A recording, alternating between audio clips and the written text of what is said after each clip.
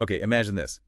Your world, everything you know, just shatters. You hear weapons clashing, shouting, fire everywhere. Then boom, silence. What do you even do next? It's a terrifying thought, isn't it? Right. And that kind of sudden chaos is exactly what we're diving into today. We got this document, the Lore Bravado GPT v3.pdf. Yeah, and what's cool about this is it just throws you right in. It's like, here's this new fantasy world, get ready. It aims to give you the key stuff fast without, drowning you in pages and pages of history first. Exactly. It's kind of like a cheat sheet to get up to speed on this place called Akasha. We learn about this artifact, the Key of Enoch, this huge war, and boom, our main character, Muriel, gets zapped into a totally different place, the mortal realm. And we start hearing about this magic system, Bravado, plus hints that there are different ways to, use it, different disciplines. So our mission today, basically, is to track Muriel's first steps in this new world. We want to get a handle on the main ideas, the core concepts, and figure out the mysteries she's facing right from the get-go. Makes sense. Let's start with the end, then. The end of Akasha. Yeah, let's jump into the destruction. The lore describes it pretty vividly. Temples crumbling, skies on fire. It's a war zone.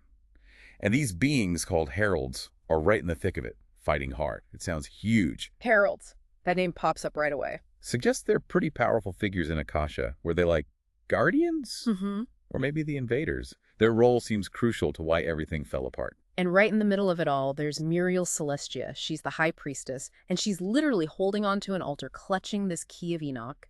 It's a golden bangle, and the text says it feels warm, almost.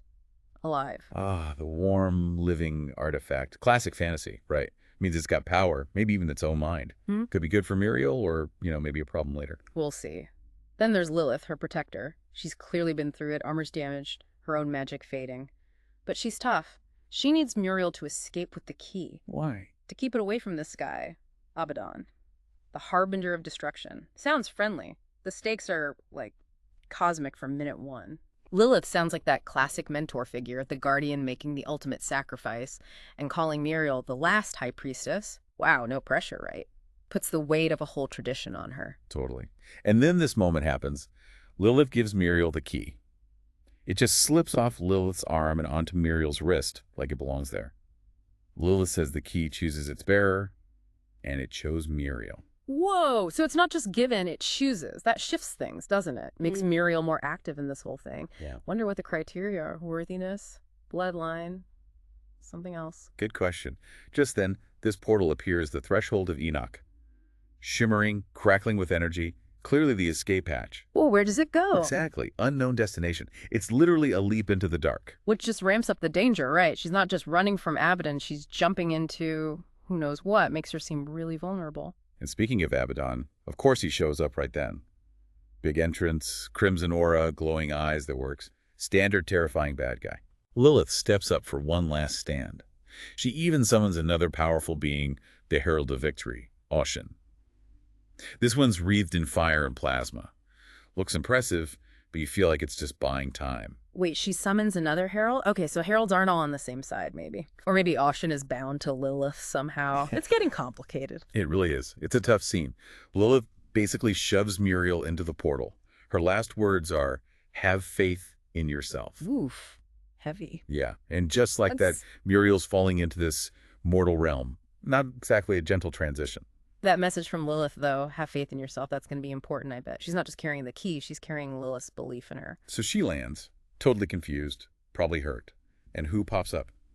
Bohel. A little floating guy, calls himself the Herald of the Key. Herald of the Key. Interesting title. Right. And he's weirdly cheerful about the whole situation. Like, hey, your world just ended, try not to die. Not exactly comforting. Huh. Yeah, the tonal shift there is pretty jarring. He's connected to the key specifically, then. Maybe he's supposed to be her guide. Or something else. Could be. And right on cue, danger arrives. A Wendigoon. Skeletal thing, shadow tendrils. Looks nasty. Welcome to the neighborhood. So the mortal realm isn't exactly a safe haven either. Great. Forces her to react immediately, even though she's probably in shock. And she does. This pinkish purple energy, her bravado, just flares up instinctively. She even gets these ethereal wings. She doesn't seem to know how she did it. Instinctive, so it's deep in her, tied to who she is, maybe her Akasha roots or the key itself. The wings sound cool, though. They do. And get this, Bohel reacts to her bravado. He transforms, gets enveloped by her energy, and becomes this huge glowing wheel of light. He even announces Lark mode activated. Lark mode. Okay, what is that? Sounds like they have some kind of connection, her bravado and his form. Maybe he draws power from her, or the key triggers it. This whole Herald thing is fascinating. It really is. Just as the Wendigoon is about to attack, bam, enter Asra Khan. Young guy, deep red aura, flaming sword. Very heroic entrance. Another bravado user, but different. Red or flaming sword compared to Muriel's pinkish purple entity and wings. So there are definitely different styles or types of bravado. Seems like it. So fight's over, introductions happen. Ezra's like, where are you? Priestess or something. Muriel's still totally lost, doesn't even know how to answer. Losing her world kind of broke her identity, you know? Yeah, that makes sense. It's not just physical displacement, it's psychological. Who is she now? That's a big question for her journey, I bet. Asra seems like a decent guy, offers her shelter in a town, Elasan, but Bohel pipes up immediately. Nope. Destiny. He seems to think she's got a specific path to follow, not just, find a motel. The safety versus destiny conflict. Classic. So Bohel thinks there's a bigger plan for Muriel in the key? More mystery? As they travel, Asra notices how Muriel looks at the key. Like a soldier looks at a weapon, he says. And he offers to help, if it ever becomes too much to carry alone. It's surprisingly perceptive for someone she just met. That's a nice moment. Shows he sees the burden she's carrying, not just the magic artifact. Hints at a potential friendship, maybe? He seems to get it, on some level. Maybe. Bohel, though, still suspicious of mortals. And then the text just drops this little note. Yeah. Someone's watching them. Shadowed figure. Interested in the key. Oh, great. So she's got monsters, a weird destiny, and a stalker. Fantastic. The key is definitely a magnet for trouble. Right. So they finally get to a place called Rosewood. Well, it's peaceful enough. Muriel gets a good vibe. They find Asra's mom, Soraya. She runs a potion shop and does relic hunting services on the side. Relic hunt. Okay, that sounds relevant. Totally. But their first meeting, Soraya's passed out drunk behind the counter. Huh. Okay, she sounds like a character. Definitely not your typical wise old mentor figure. Her job hints she knows more about weird stuff in this realm, though. For sure. Her greeting is very informal. Teases Asra, teases Muriel. And the sleeping arrangements are basic. Muriel in the attic, Asra in the cellar. Welcome home. Keeps things grounded, I guess. After all the high drama, a bit of earthy humor. Probably helps Muriel adjust, maybe, or just makes things awkward. That night, Muriel's obviously thinking about everything. And even Bohel, the cheerful little herald, has a moment. Tells her to take it one step at a time. Maybe he's not all jokes. Yeah, shows another side to him. Maybe he does actually care, despite the weirdness. He is the herald of the key, after all. Maybe he feels responsible for her. Next day, training begins. Bohel calls it royal training, all excited. But Soraya takes charge, very practically. First lesson. Identify Ekidra root. Rule 1. Know your first aid, basically. Yeah. Very different from, priestess training, I imagine. Soraya is all about survival in this world. Dirt under the fingernails kind of training. Exactly. Then straight to the training grounds. Soraya wants to see those wings Muriel sprouted. And guess who her first sparring partner is? Asra. Muriel immediately says, I've never, fought before. Trial by fire. Makes sense. Gotta see what she can do under pressure. Test those instincts. Soraya cuts her off. Rule 2. Never say never. Good advice, really. Yeah. So they start sparring. Muriel's clumsy, obviously outmatched at first. Soraya yells, those wings are more than ornaments. Use them. Right. Functional magic. Not just pretty effects. Use the tools you have. It's that practical mortal realm approach again. So Muriel actually takes flight. Asra counters with his fire stuff. It's a cool visual contrast. Then Muriel does something unexpected. Instinctively, she uses the key to summon vines from the ground. Whoa. So the key isn't just passive. It channels her power, maybe, or has its own abilities she can tap into. That's a big development. Offensive capabilities. Yeah. Soraya sees it and tells her she's overthinking. Says bravado isn't just power, it's instinct. Trust the gut feeling. And as they keep going, Muriel actually starts getting the hang of it, even manages to tangle Asra up in the vines. She's learning fast. That's key, the instinct part. She can't just rely on old knowledge. She needs to feel this new power, this bravado. Good sign that she's adapting. But Soraya hits them with a warning, too. Bravado isn't infinite. You can burn out. Then she drops some history. Apparently, bravado showing up in the mortal realm was messy, chaotic. People had to figure out how to control it, which led to these disciplines. Kung Chi and Arcana. Ah, okay. So it wasn't like a neat gift from the gods here. It was wild energy they had to learn to shape. That explains the different styles, maybe Kung Chi and Arcana, two different approaches to taming the chaos. Seems like it. Asra sees Bravado basically as a survival tool. Very different from how Muriel probably saw magic in Akasha, right? Soraya says mortal life is messy, dirt and sweat and blood, painting a picture for the former High Priestess. That culture clash again, sacred power versus everyday tool. Muriel's got a lot to reconcile in her head about what this energy even is. Muriel starts remembering bits from Akasha about Bravado manifesting through intention, thought, action, deed. And the lore mentions Kung Chi and Arcana again as honed methods. Soraya says she prefers Kung Chi, calls them heart-first, flamboyant fighters. Sounds like Soraya, all right? Flamboyant. Totally fits her. But then things get weird.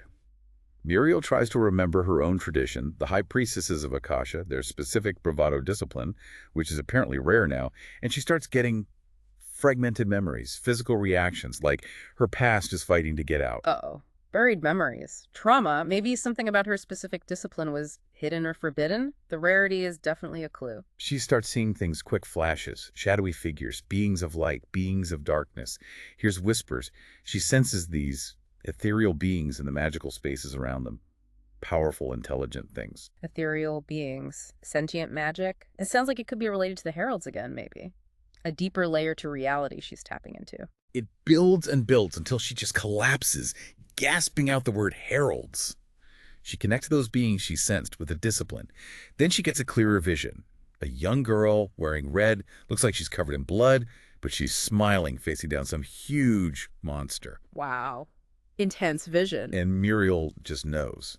The discipline is known as heraldry.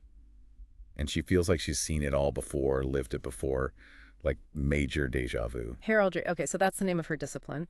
And it involves summoning or interacting with these heralds and the deja vu past life, or just deeply buried memories finally breaking through. Huge revelation for her. Huge. And Soraya's comment right after, just perfectly cryptic. Bravado's a funny thing. It connects us in ways we don't always understand. It sees you hanging, right? Definitely. Like she knows more than she's letting on. Or maybe she just understands the weirdness of magic. It suggests these connections, Muriel's past, the heralds, it's all tangled together. Okay, wow. Let's try and pull that together. So we followed Muriel crashing into the mortal realm, Key of Enoch on her wrist. Yeah. Met Bohl, the odd little herald, Asra, the helpful swordsman, Soraya, the unconventional potion master. Right. And we saw her bravado kick in instinctively, those wings. Then the vines from the key. Started training, learned bravado here is more about survival, instinct, led to Kung Chi and Arcana. And then the big one, those intense visions, the collapse in the name, heraldry. Her discipline, connected to heralds, maybe her past life, or deeply buried memories. It's actually a ton of info packed into what feels like a short amount of story time. Lots of world building, character intros, magic system basics, those aha moments, like realizing heraldry is her thing, really stand out. Hopefully it felt engaging, not just like an info dump for you listening. Absolutely. And it leaves us buzzing with questions, doesn't it? Like, what does that shadowed figure want with the key? What really happened in Akasha, in Muriel's past? How powerful can bravado get? What is heraldry exactly? So many threads dangling. And that core question for Muriel, too. How does she put these pieces together? The priestess she was, the fighter she might become, these confusing memories of this new world. Who is she going to be? It really makes you think, even in a fantasy story like this, you see these relatable struggles. Dealing with loss, finding your strength, figuring out who you are when everything changes. Makes you wonder, maybe, what untapped potential we all have inside us, just waiting for the right push. Right.